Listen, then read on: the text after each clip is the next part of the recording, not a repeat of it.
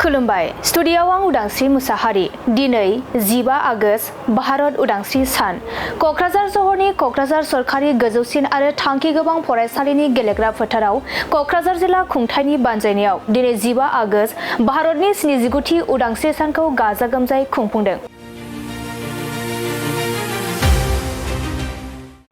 गोबां गुबुन गुबुन ओनसोलफोराव दिनै भारतनि 79थि उदांस्रि सानखौ फालिनाय बायदिनो क'क्राझार सहरनि क'क्राझार सोरखारि गोजौसिन आरो थांखि गोबां फरायसालिनि गेलेग्रा फोथारावबो फालिदों आरो भारत हादरनि मोनथाम गाबनि गोथार फिरफिलाखौ बिरहोयो गाहाय मावफुं सोद्रोमा प्रमद बर' बिथाङा।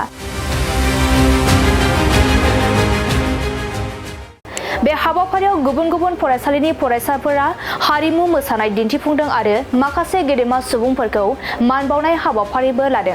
बे हाबाफारियाव बिटिसिनि बुंथिगिरि काथिराम बर', एमएलए लरेन्स इस्लारि, बिटिसिनि प्रिन्सिपाल आकाशदीप, आइएएस क'क्राझार जिल्ला बेंगिरि मसन्दा पार्टिन, आइएएस क'क्राझार जिल्लानि एसपि पुष्पराज सिंह आरो गुबुन गुबुन बिबानाव थानाय सोद्रोमाफोर आरो गुबुन गुबुन फरायसालि फरायसालिमानि फरायसा फरायसुलिफोरा बाहागो लायो। 79थि भारत हादरनि उदांस्रि सान जों क'क्राझाराव फालिदों आरो बे उदांस्रि सान फालिनायजों लोगोसे बे हाबाफारिनि गेजेरजों आङो जोंनि भारत हादरनि जोंनि प्रेसिडेन्ट अफ इन्डिया महामहिम द्रौपदी मुर्मुजिनो आङो जोंनि गोसो गोरबोनि हामलायनायखौ बावहरदों।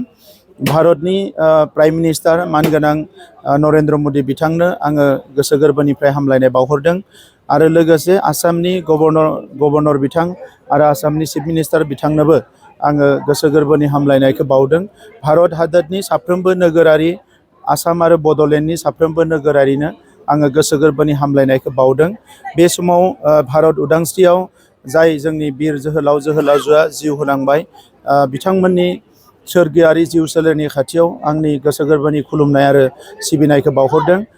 माहारिनि बिफा महात्मा गान्धी जायनि मोन्थोरजों जायनि लामा दिन्थिनायजों अहिंसानि लामाजों भारत हादरा उदांस्रि जाबाय आङो बिथांनिसिमबो आंनि खुलुमनाय आरो सिबिनायखौ बावहरदों। भारतनि मिलिटारि एयारफोर्स नेभि पेरामिलिटारि फर्सेस बयनिसिमबो आङो साबायखर बावदों।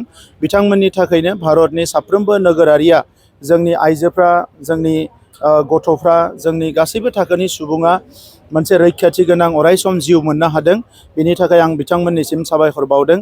बड'लेण्ड ओनसोलाव जोङो दिनै उदाङै संसार जानो हादों, रायजो जानो हादों जोंनि राव थुनलाइ हारिमु सिनायथिखौ लानानै। बिनि थाखाय बड'फा उपेन्द्रनाथ ब्रह्मनिसिम आंनि खुलुमनाय सिबिनायखौ बावदों। बड'लेण्ड सोमावसारनायाव जाय बिथांमोना मुंख्लं जालांबाय बिथांमोननिसिम आंनि खुलुमनाय सिबिनायखौ बावदों। दिनै भारतनि मानगोनां प्राइम मिनिस्टार बिथाङा भारत हादरखौ मोनसे जौगासार हादर दानो थाखाय बिकसित भारत मोनसे मिशन लादों। बेजों समानै समान आगान होनो थाखाय बड'लेण्डआवबो जोङो सोलोंथाइ जोंनि रांखान्थि समाजखान्थि गासिबो हाबाफारिफोरखौ बेजों समानै आगान होफानो थाखाय जोङो प्रिपारेसन खालामदों आरो देग्लाय बोसोराव जों गोबां गोदान गोदान मोजां मोजां हाबाफारि फोसावदों जायनि गेजेरजों जोंनि आइजोफ्रा लाब जागोन, लाइमोनफ्रा लाब जागोन, फरायसाफ्रा लाब जागोन, आबाद मावग्राफ्रा लाब जागोन आरो गासैबो हारि माहारिजों खौसेयै जोङो गोजोन थासारियाव आवगायलांनो थाखाय मोनसे मोजां थासारि दानो हागोन आरो बड'फानि सिमां बायदियै गेरेमसा हारि दानाय आरो जौगासार ओनसोल दानायाव जों जाफुंसार जानो हागोन।